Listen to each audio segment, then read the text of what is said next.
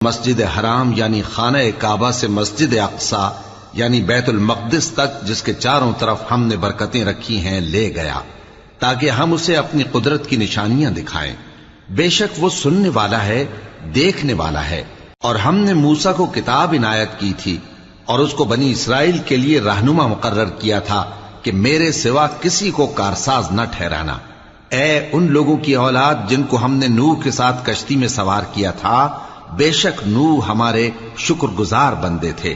اور ہم نے کتاب میں بنی اسرائیل سے کہہ دیا تھا کہ تم زمین میں 2 دفعہ فساد مچاؤ گے اور بڑی سرکشی کرو گے۔